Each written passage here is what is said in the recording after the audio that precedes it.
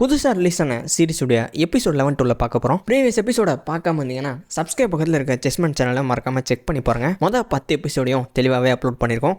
போன எபிசோடில் இவங்க 2 பேரும் கொற்ற மலையில் பயங்கரமாக நினைஞ்சிருப்பாங்க. மீமுடைய தலைமுடி பயங்கர ஈரமாக இருக்கிறதுனால மீமுக்காக ஜின்னு ஹீட்டர் போட ஹெல்ப் பண்ணுறாரு. இங்கே பாருமா, உனக்கு மெயின்டெனன்ஸ்லாம் ரொம்ப அதிகம், உனக்கு கல்யாணம் பண்ணுற ஐடியா ஏதாச்சும் இருக்கா?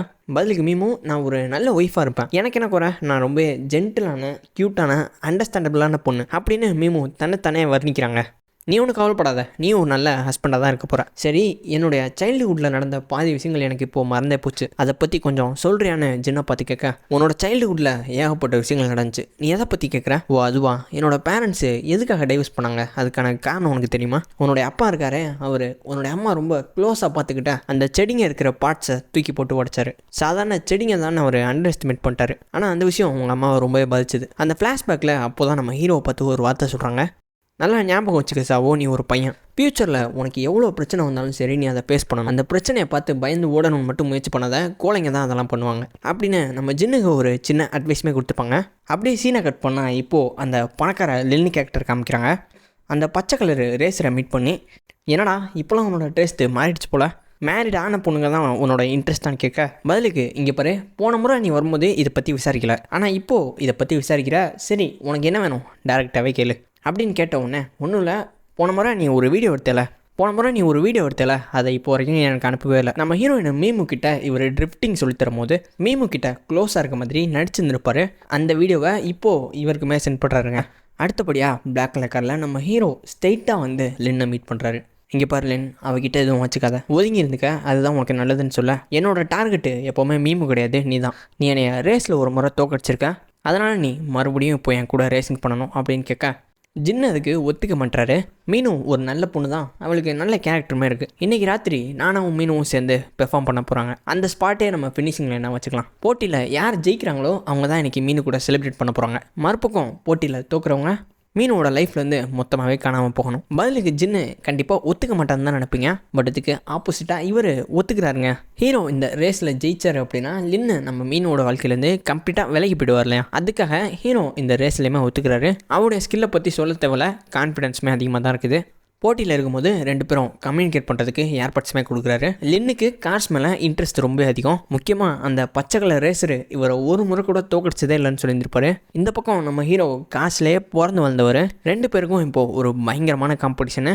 யார் ஜெயிக்க போகிறாங்கன்னு நம்மளாலேயே ப்ரெடிக்ட் பண்ண முடியலங்க. 2 பேரும் அவங்களுடைய காசு ஆப்போசிட்டில் நிப்பாட்டுறாங்க. போட்டியுமே ஆரம்பிக்குது. 2 பேரும் காரை பயங்கர ஃபாஸ்ட்டாக ஆக்சிலேட் பண்ணி போயிட்டு இருக்காங்க. அப்போது லின்னு நம்ம ஹீரோ கிட்ட, சும்மா சொல்லக்கூடாது, உன்னோட டிரைவிங்கு நல்லா தான்ப்பா இருக்குதுன்னு இல்லைன்னு சொல்ல, நான் இன்னும் சீரியஸாகவே ஓட்ட ஆரம்பிக்கல, இதெல்லாம் சும்மா கிண்டர் கார்டன் சொல்ல, வார்த்தையை பார்த்து பேசுடான்னு நம்ம லென்னு யோசிக்கிறாரு. நீ எப்படி உன்னோட காரு கவுண்டர் வெயிட்ஸை சமாளிக்கிற? என்னுடைய காரு HP 500 தான், உன்னோட HP எவ்வளோன்னு கேட்குறாரு. பெருசாலாம் வித்தியாசம் இல்லை, இதுவும் உன்னோட கார் மாதிரி தான், 600 HP கொடுக்குன்னு சொல்ல, யார்கிட்ட கதை விடுற? உன்னோட காரில் இருக்குது வேங்கல் இன்ஜின், அதோட HP 650க்கு மேலே போகுன்றது எனக்கு நல்லா தெரியும். லின்னு லீடில் போக நம்ம ஹீரோ பேக் சைடில் தாங்க வர்றாரு. அந்த சமயத்தில் ஒரு 2 வெஹிக்கிள் இவரை பிளாக் பண்ணிக்கிட்டு சைடில் ஒரு டர்ன் எடுத்து அந்த 2 வெஹிக்கிளையும் ஈஸியாகவே ஓவர்டேக் பண்ணி மறுபடியும் ஃபாலோ பண்ணுறாரு. ஒரு ரேஸரோட ஸ்பீடு அவன் எப்படி வளைக்கிறான்றதை பொறுத்து தான் இருக்குது. உன்னுடைய டேர்னிங் ரொம்ப ஃபாஸ்ட்டாகவும் ஸ்மூத்தாகவும் இருக்குது. எனக்கு எங்கே மிஸ் ஆகுதுன்னு நம்ம லின்னு கேட்க, லின்னுடைய காரில் இருக்க ஃபால்ட்ஸ் எல்லாத்தையும் ஒரு பெரிய லிஸ்ட்டே போடுறாருங்க. இவருக்கோ ஒரு பக்கம் ஆச்சரியமாக இருக்குது. டேய், நீ என்னோட காரை ஓட்டினதே இல்லை, எப்போ எல்லாத்தையும் கரெக்டாக சொல்கிறேன்னு கேட்க, நான் ஓட்டினதில்லை தான், ஆனால் அந்த சவுண்ட் என்னால் நல்லாவே அப்சர்வ் பண்ண முடியுது அப்படின்னு நம்ம ஹீரோ சொன்ன உடனே, ரைட்டா, நான் உன்னை ரொம்ப குறைவாக தான் போட்டேன், சரிடா, இது வரைக்கும் நான் உன்னை ஃபாலோ பண்ணிட்டேன், இப்போ நீ என்னை ஃபாலோ பண்ணுன்னு நம்ம ஜின்னு காரை ஆக்சிலேட் பண்ணி லீட் எடுத்துக்கிறாரு. கடந்த கொஞ்ச நாளாக நம்ம ஜின்னு அவருடைய அங்கிளுக்கு டெலிவரி பண்ணுறதை நோட் பண்ணியிருப்பீங்க. அந்த டெலிவரிக்கான முக்கியமான காரணம் அவர் போகக்கூடிய அந்த ரூட்ஸ் எல்லாத்தையும் தெளிவாக புரிஞ்சுக்கிறதுக்காக தான். இப்போ நம்ம ஜின்னு போகக்கூடிய அந்த ரூட்டை இவர் அக்குவேராக புரிஞ்சு வச்சுருப்பாரு. உன்னோட நேவிகேட்டர் ஆஃப் பண்ணிவிட்டு கரெக்டாக என்னை கேட்சப் பண்ணிகிட்டே வந்துரு அப்படின்னு அவர் இத்தனை நாளாக டெலிவரி பண்ண அந்த ரூட்டுக்குள்ளேயும் போகிறாரு. சரியாக அந்த கிடைக்கிற ஆண்டி தண்ணியை ஊற்றும் போது நம்ம ஹீரோ ஸ்பீடை பாக்கி முன்னாடி போகிறாரு. அந்த தண்ணி பார்த்தீங்கன்னா லின்னோட விஷனாக பிளாக் பண்ணுது. லின்னுக்கு கொஞ்சம் ஆச்சரியமாக இருக்குது. இது யதார்த்தமாக நடந்துச்சா இல்லை இவன் தான் செட்டப் பண்ணியிருக்கானா?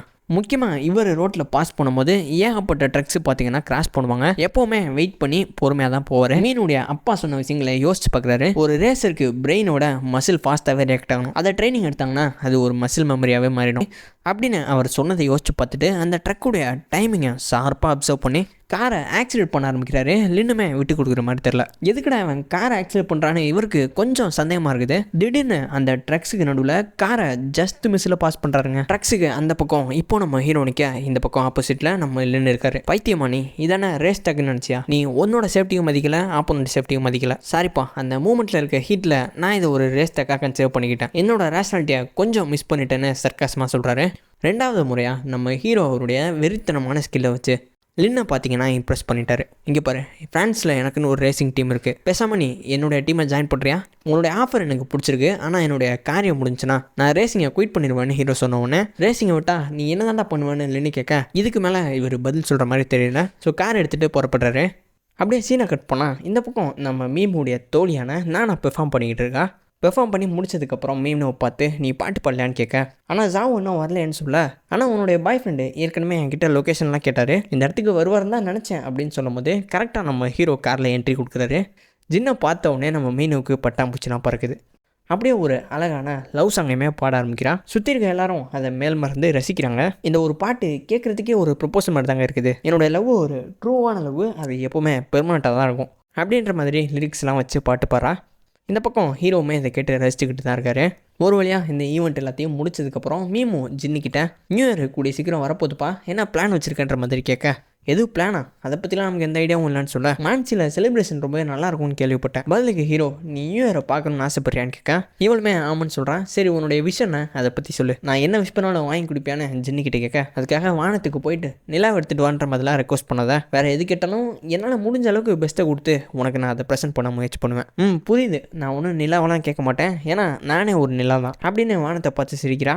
இப்போது மீமு பார்த்தீங்கன்னா நம்ம ஹீரோவோட கண்களுக்கு ஒரு தேவதை மாதிரி தெரியுறா. ரெண்டு பேருமே சேர்ந்து பீச்சுக்கு நடந்து போகிறாங்க. ஹீரோயின் ஓடிக்கிட்டே எனக்கு பிடிச்ச ஒருத்த கூட நான் எப்பயாச்சும் ஒன்று சேரணும், இதுதான் என்னுடைய நியூ இயர் விஷன்னு சத்தம் போட்டுக்கிட்டே போக, காற்று பலமாக அடிக்குது, நீ சொன்னது எனக்கு சரியாக கேட்கலன்னு ஜின்னு சொல்கிறாரு. ஒன்றும் இல்லை, நான் சும்மா பாட்டு தான் பாடினேன்னு ஒரு லவ் சாங் ஒன்று பாடினா இல்லையா, அந்த பாட்டை மறுபடியும் பாட ஆரம்பிக்கிறான். இப்படியே அந்த இடத்துல எபிசோட் 11 முடிக்கிறாங்க. 12வது எபிசோடு ஆரம்பத்தில் நம்ம ஹீரோயின் இப்போ ஸ்கூலில் இருக்கா. அப்போது காயின்ற ஒரு பையன் நம்ம ஹீரோயினை விடாமல் அப்ரோச் பண்ணான் இல்லையா, அந்த பையன் ஹீரோயின் கிட்ட வந்து, நேற்று உன்னை நான் அந்த ஃபேன் கூட பேசுகிற மாதிரி பார்த்தேன், நீ நினைக்கிற மாதிரி அவன் ஒன்றும் நல்லவன் கிடையாது, தெருவில் சுற்றிக்கிட்டு இருக்க ரொம்பவே மோசமான ஒரு கேரக்டர்னு சொல்ல, உனக்கு அந்த ஃபேங்க்கை முன்னாடியே தெரியுமா? ஃபேங்க்கு நம்ம ஜின்னுக்கிட்ட கொடுத்தது ட்ரக்ஸ்லாம் கிடையாது, அது ஜஸ்ட்டு ப்ளூ பிரிண்ட்டுன்னு தெரிஞ்சதுக்கப்புறம் மீமு இப்போது நம்ம ஜின்னுக்கு மெசேஜ் பண்ணுறா, நான் என்னுடைய பஸ் ஸ்டாப்பை மறந்துட்டேன், நான் வேறு சின்ன பொண்ணு, இப்போ எப்படி நான் வீட்டுக்கு வர்றதுன்னு தெரில, என்னை பிக்கப் பண்ணுறதுக்காக வரியான்னு கேட்க, அதெல்லாம் முடியாது, நான் இப்போ பிஸியாக இருக்கேன்னு மெசேஜ் பண்ணுறாரு. உடனே கேமராவை ஓப்பன் பண்ணி ஒரு பாட்டில் ஃபோட்டோ எடுத்து அனுப்புகிறாங்க. எதுக்காக இந்த ஃபோட்டோ அனுப்புகிறான்னு சத்தியமாக எனக்கும் எந்த ஐடியாவும் இல்லை. இவளுக்கு பின்னாடி இந்த காய் பார்த்தீங்கன்னா என்ன மெசேஜ் பண்ணுறான்னு பார்த்துக்கிட்டு இருக்கா. அடே என்னடா பண்ணுற, என்ன பண்ணிக்கிட்டு இருக்கேன்னு எட்டி பார்க்குறியா, கொஞ்ச நேரம் என்னை தனியாக விடுன்னு சொல்ல அவனும் அங்கேருந்து கிளம்பி போகிறான். இந்த பக்கம் ஜின்னு அந்த ஃபோட்டோவை ஜூம் பண்ணி பார்க்குறான். அந்த ஒரு பாட்டிலில் காயோட உருவம் தெரியுதுங்க. நம்ம ஜின்னோட கேரக்டரை தெளிவாகவே புரிஞ்சுக்கிட்டு பக்காவே மேனிபுலேட் பண்ணுறா.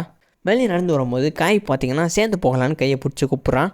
கையை விட்றா, நான் போகணும் அப்படின்னு சொல்லி ஹீரோயின் நடந்து போக முயற்சி பண்ணும்போது ஜின்னு அந்த இடத்துக்கு வந்து சேர்ந்து ஒரு லுக்கு விடுவான் பாருங்க.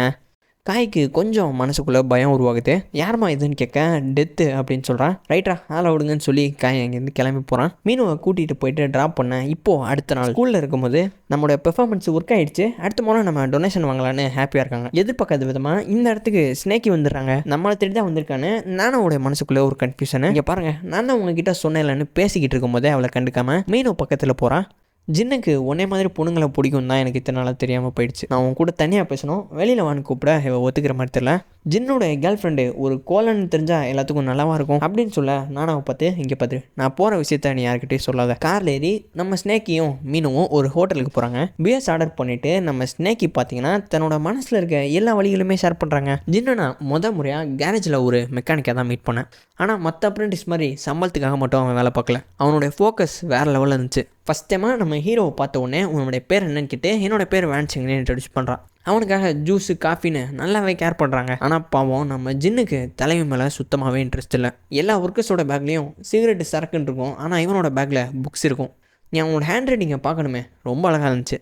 ஃப்ளாஷ்பேக்கில் உன்னோட ஹேண்ட் ரைட்டிங் ரொம்ப சூப்பராக இருந்துச்சுப்பா, எனக்கும் கொஞ்சம் ஹெல்ப் பண்ணுறியான்னு கேட்க, எனக்கு நிறையா வேலை இருக்குதுன்னு அப்போயுமே வேன்சிங்கை அவாய்ட் பண்ணியிருப்பாரு. உனக்கு லவ் அட் ஃபர்ஸ்ட் சைட்டில் ஏதாச்சும் நம்பிக்கை இருக்குதா? ஆனால் எனக்கு நல்லாவே தெரியும் எனக்கு நடந்தது அதுதான். இந்த ஜின்னு பையன் இருக்கானே, அவன் நல்லா படிப்பானு கேள்விப்பட்டேன்னு மீனு கிட்ட சொல்ல, நீங்கள் கேள்விப்பட்டது உண்மை தான், ஜின்னு ஒரு டாப்பர். அவர் எதுக்காக காலேஜ் நிப்பாட்டினாருன்னு உங்களுக்கு ஏதாச்சும் ஐடியா இருக்கான்னு கேட்க, நம்ம ஜின்னோட வாழ்க்கையில் நடந்த ஒரு மிகப்பெரிய டர்ன் ஓவரை இப்போ தாங்க ரிவீல் பண்ணுறாங்க. ஜின்னு பார்த்தீங்கன்னா ஒரு சாதாரண மெக்கானிக்கை மட்டும் இல்லாமல் கொஞ்சம் இன்னோவேட்டிவாக இருந்திருக்காரு.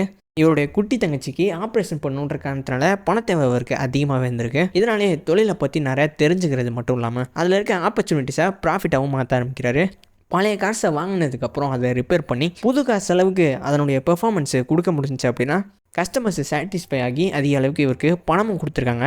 சரி, அதுக்கப்புறம் என்னாச்சுன்னு கேட்க ஒரு கார் ஆக்சிடென்ட் நடந்திருக்கு. அதனுடைய கண்ட்ரோல் ஃபெயிலியர் ஆனதுனால ஓட்டுனவர் ஒரு காரை இழந்துட்டாராம். நடந்த இன்வெஸ்டிகேஷனில் இல்லீகலான மாடிஃபிகேஷன் தான் காரணம்னு சொல்லி நம்ம ஹீரோக்கே அது ஃபயர் பேக் ஆயிருக்கு. பாதிக்கப்பட்ட ஃபேமிலி இவர் மேலே கேஸ் போடலான்னு முடிவு பண்ண நம்ம ஜின்னும் முடிஞ்ச அளவுக்கு கெஞ்சி பார்த்துருக்காரு. ஏன்னா கேஸ் போட்டாங்கன்னா இவரோட கரியர் கம்ப்ளீட்டாகவே காலியாயிரும். ஜின்னை எப்படியாவது காப்பாற்றணும்னு சொல்லி வேன்சிங்க தன்னுடைய புது ஸ்போர்ட்ஸ் காரை வித்துறான். பணத்தை ரெடி பண்ணிவிட்டு நம்ம ஹீரோ கிட்ட போய் கொடுத்தா அந்த பணத்தை அவர் அக்செப்ட் பண்ணாமல் ரிஜெக்ட் பண்ணிடுறாரு. நம்ம ஹீரோவுக்கு க்ளோஸ் ஃப்ரெண்டு சன்லாம் இருப்பார் இல்லையா, அவருடைய ரெஸ்டாரண்ட்டை விற்றுட்டு எப்படியோ ஒரு வழியாக பணத்தை ரெடி பண்ணி பாதிக்கப்பட்ட ஃபேமிலிக்கு நஷ்ட ஈடுமே கட்டியிருக்காங்க.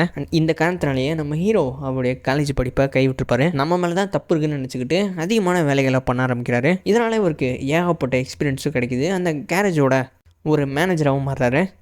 இப்போ தான் இவருக்கு தெரிய வருது, இதுக்கு முன்னாடி இவர் சந்தித்த அந்த ஒரு பேக்லெஸ்ஸு உண்மையாகவே இவர் பண்ண தப்பு கிடையாது. இந்த கேரேஜில் நடக்கிற ஸ்கேம் தெரியக்கூடாதுன்றதுனால நம்ம ஹீரோ மேலே ஃப்ரேம் பண்ணியிருப்பாங்க. ஸோ இதனாலேயே அந்த கேரேஜை விட்டு இவர் வெளியவும் வந்திருப்பார். ஜின்னுடைய வாழ்க்கை பாதிக்கப்படுறதுக்கு என்னுடைய அப்பா தான் காரணம்னு என்ன சொல்கிறதுன்னு தெரியாமல் கஷ்டத்தில் புலம்பிட்டு இருக்காங்க. ஹீரோ அந்த இடத்துக்கு வந்து நம்ம மீமுவை கூட்டிகிட்டு போக இவருக்கு அகென்ஸ்டாக பாக்ஸிங்கில் சண்டை போட்ட அந்த ஜாங் கேரக்டரு தலைவி வேன்சிங் கூட பேசிகிட்டு இருக்காரு. எனக்கு உன்னை எவ்வளோ பிடிக்கும் தெரியுமா, ஆனால் உனக்கே என்னை பிடிக்க மாட்டேதுன்னு வேன்சிங்கை நம்ம ஜாங்கை பார்த்து கேட்க இவருமே ஏதோ ரிப்ளை பண்ண போக ஜாவோன்னு ஒரு வார்த்தையை சொல்ல இவருக்கு மனசு உடைஞ்சு போகுது.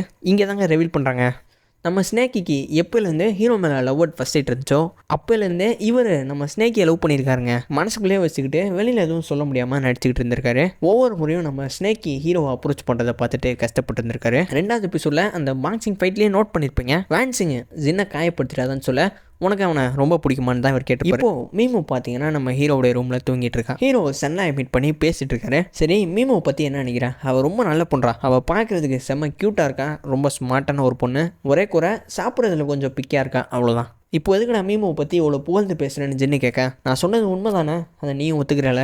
ஆமாம், நீ சொன்னது எல்லாமே உண்மை தான். அப்போ சரி, மீமோவை நீ உன்னுடைய கேர்ள் ஃப்ரெண்டாக என்ன நினைக்கிறேன்? கேர்ள் ஃப்ரெண்டா, அதை பற்றி இப்போதைக்கு நான் எதுவும் யோசிக்கலன்ற மாதிரி சொல்ல. அப்போ யோசிக்க ஆரம்பி, ஏன்னா இந்த லைஃப்பில் உனக்கு கேர்ள் ஃப்ரெண்டுன்னு ஒருத்தி இருந்தா அது கண்டிப்பாக மீமோவாக தான் இருக்கணும்னு நம்ம சன்லைஃப் பார்த்தீங்கன்னா ஹீரோ கிட்டே எடுத்து சொல்கிறாரு. இந்த பக்கம் ஜின்னு அவருடைய மனசுக்குள்ளே மீமோ என்னோட இதயத்துக்குள்ளே வரதுக்கு முயற்சிலாம் பண்ண தேவையில்ல, ஏற்கனவே அவள் என்னோட ஹார்ட்டில் தாண்டா இருக்கான்னு நினைக்கிறாரு. அப்படியே சீனை கட் போனால் நம்ம மீமோடைய ஸ்டெப் மதர் அவளுக்காக ரெட் என்வெல்ப்பை ரெடி பண்ணுறாங்க. எதுக்கு இந்த சிவப்பு கலர் லெட்டர்னு யோசிப்பீங்க, சைனாவில் இருக்க எல்லாரும் உங்களுக்கு யாராச்சும் க்ளோஸாக இருந்தாங்கன்னா அவங்களுக்கு நியூ இயருக்கு ப்ரெசென்ட்டாக கொடுப்பாங்க. இங்கே பாரு மீமோ, நாங்கள் எல்லோரும் கிளம்பி போகிறோம், நீ எங்கள் கூட நியூ இயரை பார்க்குறதுக்கு வரலான்னு கேட்க, இல்லை ஆண்டி சாவு தனியாக இருப்பான், நான் அவன் கூட இருக்கலாம்னு முடிவு பண்ணிட்டேன். சரிம்மா, இந்தா உனக்காக இந்த லெட்டர் அப்படின்னா அந்த சிவப்பு கலர் லெட்டருமே கொடுக்குறாங்க. பதிலுக்கு மீமு அந்த குட்டி தங்கச்சி சின்னிக்கிட்ட ஒரு என்வெல்ப்பையும் கொடுக்குறான். இப்படி அந்த இடத்துல எபிசோட் 12 முடிக்கிறாங்க. இதே மாதிரி வீடியோஸை கண்டினியூ பண்ணுறதுக்கு ஒரு லைக் பண்ணி உங்கள் ஒப்பீனியனை கமெண்ட் பண்ணுங்கள். நீங்கள் பண்ணுற ஒவ்வொரு லைக்ஸும் வீடியோஸை ரெக்கமெண்ட் பண்ணும். ஸோ ப்ளீஸ் சப்போர்ட் பண்ணுவீங்க நம்புகிறேன். முக்கியமாக புது வீடியோஸ்க்கு நம்ம சேனலை மறக்காமல் சப்ஸ்கிரைப் பண்ணிவிடுங்க.